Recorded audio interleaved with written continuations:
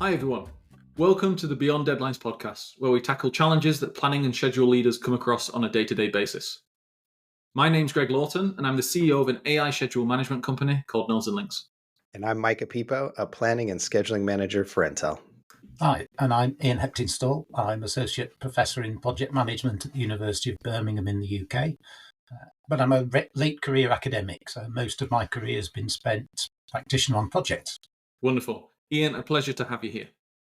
For everyone listening, each podcast is designed to give you strategies and tactics that you can implement right away. Today, Ian is in the hot seat.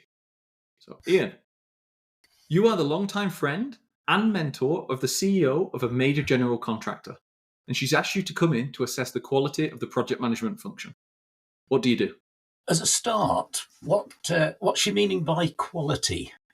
Is she looking short or long term? Is it fit for the current purpose, or does she have some longer term objective that she wants a comparison against? Beautiful. She's thinking long term. What her gut is that a number of clients are mentioning to her that they're not quite thrilled with the project management approach of the company. And because of that, they might be looking elsewhere when new contracts come up for offer. So she's thinking, how do I secure revenue growth into the future? Okay. Some thoughts, and I might sort of go in a slightly different direction, because if I was talking directly to her, I'd probably have 20 minutes worth of questions to ask her, and it would depend upon what was answered. But if I can move into half speculation mode and suggest some things that they might be interested in. One of the things that I see as a sort of a potentially unassessed niche for a main contractor is thinking as a project owner. And by that I mean managing the project towards the owner's overall objectives, which is a common belief amongst people in the project community that that's what they do. But sometimes I feel that our commercial interests and common commercial practices get in the way of that. So I would start to explore whether this was an area open for examination. Are they willing to relook at how they currently make money? As a typical main contractor, maybe they simply take some nominal risk, add 15 or 20% sales tax to the work done by other people, and maybe not add an awful lot of value in between. I might be more deferential in terms of maintaining my long-term friendship with the CEO, but you mentioned two things there. You mentioned two things there that I thought were very, very interesting. I want to double click and understand them a little more. So you mentioned thinking as the owner, which to me, for example, could be setting up a red hat or a black hat team and having that internally to give direction as to what the owner might be thinking at certain instances. But then the second is, you said, changing the business model of the business to be more aligned. Yeah. Those two to me are separate things. Do you see them as part of a similar theme of work, or is it more dependent on the appetite of the conversation, which one you'd go down? Probably a bit of the latter, but I see them intimately linked because the common business model approaches of the main contracting industry has an impact upon what project owners can buy in the marketplace. And if they only go out to the market when they have a project that they've got internal approval for and they've made a business case and they want to get going with it, they can only really buy from the kinds of main contractors who are there at the moment with their current capabilities. So if an owner is thinking, I would like to buy a different kind of service from a main contractor, that's probably something they need to develop and work at and think about and discuss in a longer time scale than shopping when individual project needs crop up. It's more strategic supply-based management than it is spot purchasing. And I find a lot of our industry is driven by spot purchasing as opposed to shaping of the supply market. I love what you've just said, because that is big brain strategic thinking. Now, I'm sure we could have a very long conversation about why the market is that way. For example, low profit rates, not having overheads on books, the fact that they're looking to maximize return on capital employed, not purely return on profit, etc., and the different contracting models. But this is beyond deadlines, so I'll put you on the spot. If the three of us had a gun to our head and someone said, come up with what you think is the most owner-friendly model, which also makes profit for the contractor, what would you say? I would base it around the ideas and my experience of what we Brits call a project alliance, but is more often called IPD contracting in the US. That, I think, has a couple of elements to it. I would find a way of engaging the construction supply base in the very early stages of the project, before we know exactly what it is we need to build, where the owner has an opportunity or a problem or a challenge to overcome. And part of the business case is saying, is there something we can do that's worth doing? So during that early stage of the project, one of the common outcomes is we can't find anything with a good enough return. Now, that is still a good early stage project investigation. It just hasn't found something. It doesn't mean the work was bad. It means there was nothing there. Now, very often the commercial mechanisms involved in using the construction supply base bring them in fairly late on, and we've developed a totally separate supply base who, in theory, their job is to engineer and put the conception and the execution strategies together. But more and more over time, I've seen that shift to their job is to put together a tender package that's let out to a supply market, that then once the supply market, the construction experts are selected, then they redo the execution strategy and the design because they've got more up-to-date and appropriate knowledge. And all this adds extra delay and cost. And even if it's in the client's interests, the client's pulling their hair out because it looks like delay, it looks like rework, it looks like unnecessary work. So I would look to involve the right people early on, which needs very different commercial and reward mechanisms at that early stage. So before you continue there, the commercial and reward mechanisms, I think you're spot on about. What I've seen is when tenders are let at a late stage of business case development, I've seen contractors who bid knowing that they're going to make their money from litigation and claims or change. So they will bid in very predatory ways, because if it's an open competition, the person with the lowest cost who solves the problem wins, but you're then locked into a one-to-one situation where the only way out is litigation or surety or something like this. When you're talking about different kinds of incentives, can you give me an example of what that might look like on the early stage? Why would a general contractor engage so early on and essentially pay people's wages to engage without knowing that they're going to win some revenue? And I want to add one more on it, just please. to make it even more challenging, because this is something that I spin around on. When you bring them in that early, you then become attached to them, and it becomes increasingly hard to switch, because now they know your design, your processes, and you're always looking over that hill, the grass is greener, wondering, well, now I have to switch, and they have to train them on my processes and bring them in and get them up to speed. So with that incentives, how do you maintain a healthy relationship to be able to then potentially switch suppliers down the road? Or do you have to just make that perfect choice up front? I think you need to make a good enough choice up front.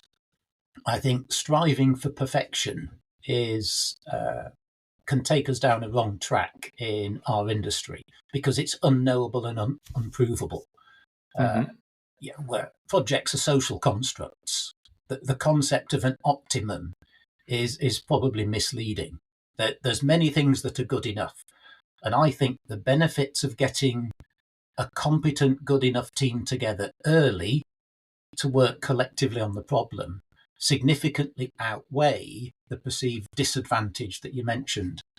But it's a relevant one, Micah, because if you don't adapt the underlying commercial processes, you can get trapped. And it is like signing a blank check. We'll have to think up a new term for these days where younger listeners will have to Google what a check is and watch some old videos to see. But hopefully the analogy still works. So the analogy I often make is the one with recruitment. When we're recruiting people, we look to recruit on competence capability.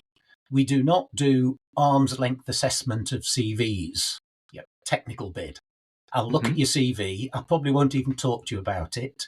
We'll get technically qualified bidders, and then we'll consider those who are willing to do the job for the lowest salary. Now, there may be some jobs we would do that on, but our work experience tells us, well, we'll just miss too many things. It's impossible to specify that closely. And furthermore, there's no absolute one best individual, because it depends who else we have in the team and what are the strengths and weaknesses that we've got. So I think all this is something that's worth taking account of early on. So it will change our selection processes. So we're looking at competence-based selection. I think the reward mechanisms need to be fair and appropriate. Now, I've used the techniques of early supplier involvement or early contractor involvement on narrower work packages within projects where the supply base has been willing to contribute during that early stage as part of their overhead. Because normally they know the tortuous process of bidding for that work package is not cheap. I don't know if the data is the same in the US, but there's some UK data that says the construction sector spend as much money running estimating teams as they make in profit for the whole sector. It's and they got to make those fancy presentations too. Yeah, you got to have the beautiful slide deck with all the fancy charts. Those don't come for free. Oh yeah, and of course we're now in a vicious spiral where the fancy slide decks are written by fancy slide deck preparers. They're not the people that you think you're assessing. What you're doing is you're assessing the proposal writing subcontractor capability of the contractor that you think you're bidding. So, yeah, quick and dirty, good enough selection. And actually, I think this helps suppliers as well as buyers. The right commercial mechanisms, which might be a straightforward reimbursable basis in this early stage, unless it's reasonable, because it's about the same order of magnitude that the businesses have already cemented in as part of their fixed costs overhead basis. And are there any strategies that you would use when you're in that selection process? One of my favorite ones when selecting contractors is assessing capability. And I love doing hypothetical scenarios. So I get the proposed 6 people in. I tell them, here's your kind of rough schedule. The project's now delayed. How would you work through it? And I get to sit there with the 6 people and work through a hypothetical scenario of the place now, procurement's late. What do you do? And see the team work together. Are there any other detailed tactics when you're in that to kind of tease out how the team's capability, or you said a different word than capability. I'm using capability, but how do you figure that out? That's a great approach, Micah. Little role plays based around situations that they're not prepared for. So you're really testing what they've internalized and how they think. And you can observe that. And another one that I've used is during the selection process, get them to prepare a risk register based on their understanding of the project. So the project would have a generic brief. So they'd know that it's a bridge over land rather than a bridge over water. They'd know roughly where it is. They'd know the economic environment they're working in. So you're not looking for an accurate risk register. You're looking for their thinking and their understanding of what might go wrong and what they could do about it. And that's another little technique that can be used during selection. Again, just to trigger a discussion where you can listen to the genuine capability, competence, call it what you will, of the people being proposed. Now, there's something else. There's something else to tie into that selection process. I think it's very important to keep it short, sharp, and sweet for the interests of the owner and for the interests of the suppliers as well. Now, one of the benefits is if the selection process is nice and short, because you're looking at competence and capability. I don't think you have to draw it out a particularly long period of months and months and months. If you do that, it's not unreasonable to ask the contractor, show us the people you're going to put on this job. And since we're going to be deciding within a few weeks, it's not unreasonable to hold them available.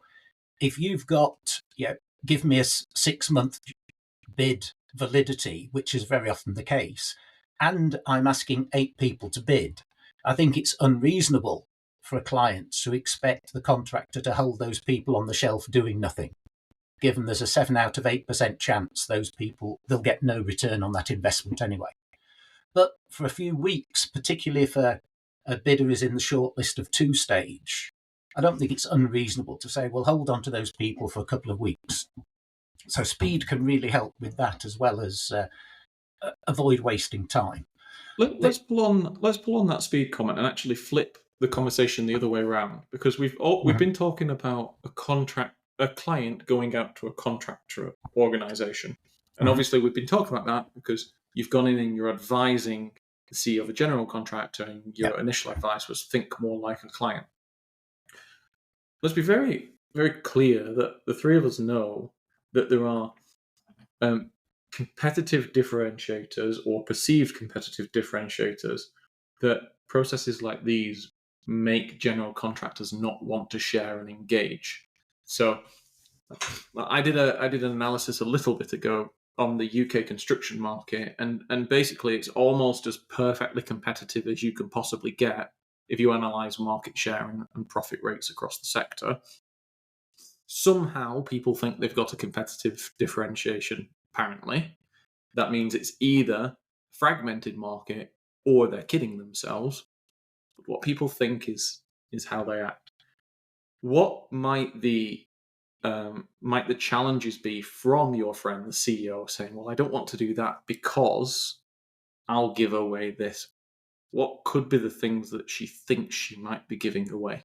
What she will probably need to give away are the importance of the skills that have got them to where they are. As you say, it's a generality, but it's probably a reasonable approximation and truism that you bid to win, but you make your money on the changes that come through from that. And I think earlier on, Greg, you said, without getting into detail of where that's come from, my view is that comes from the project owners. They've got the supply chain, that the practices that they put in place or accidentally allow to put in place, it seems a perfectly logical conclusion to me. But I think the main contractors can change that, but it's quite difficult. So we might come back to that if we have time later on. So back to the question about what they might be giving away. It would be all those hard-earned commercial skills in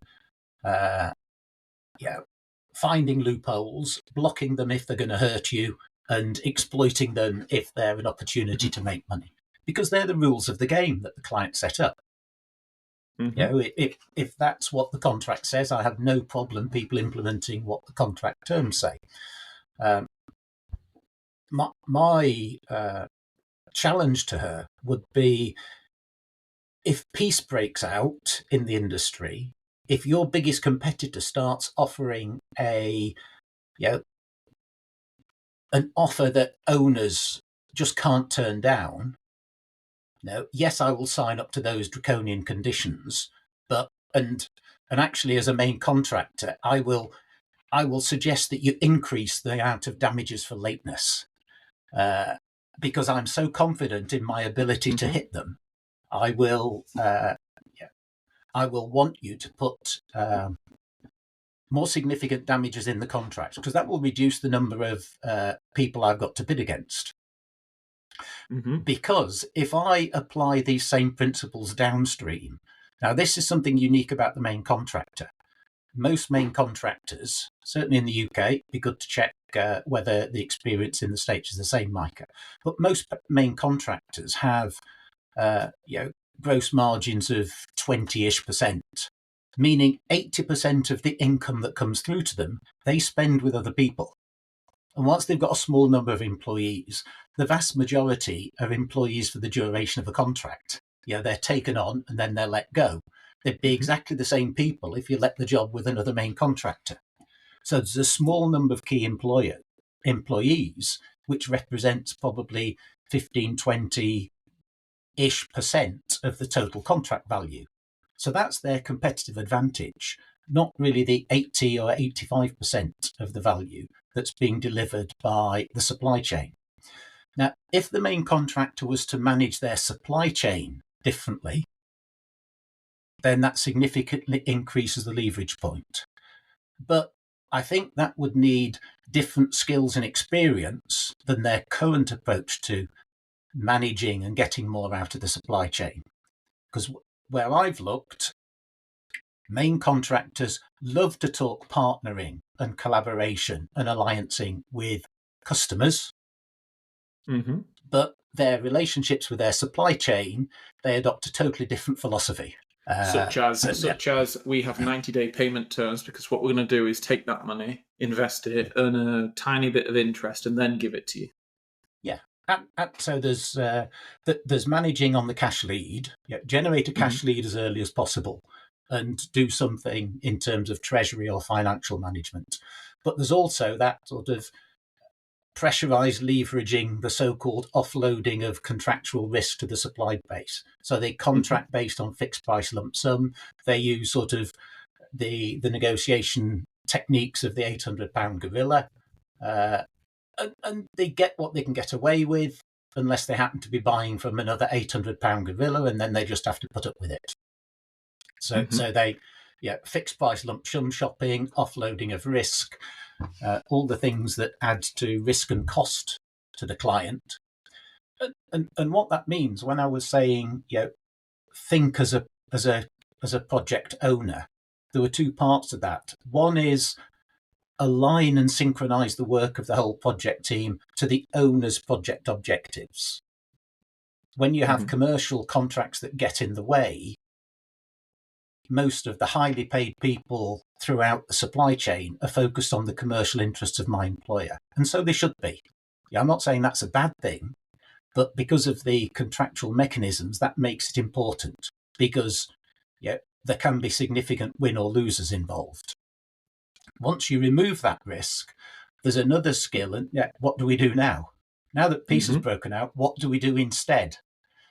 And they've probably not got the skills to coordinate and synchronize the work of major projects in a way that actually makes them significantly more efficient and effective to deliver.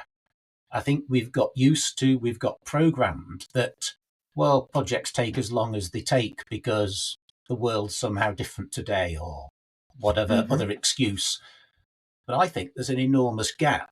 I think we could deliver projects significantly more efficiently and effectively. And our sort of so-called delivery models, which are not delivery models, the contracting and purchasing models, nothing to do with delivering the underlying work. They're about contracting. And in the public sector, it's almost as though they assume that all there is to delivering a big project is to let some contracts. I'm not sure there's any evidence that that's the case. Hey, folks, we value your time, but we could not stop this conversation. So this is just part 1. Stay tuned for part 2, which will drop next week. If you've enjoyed it, please like and share with a friend. Catch you soon.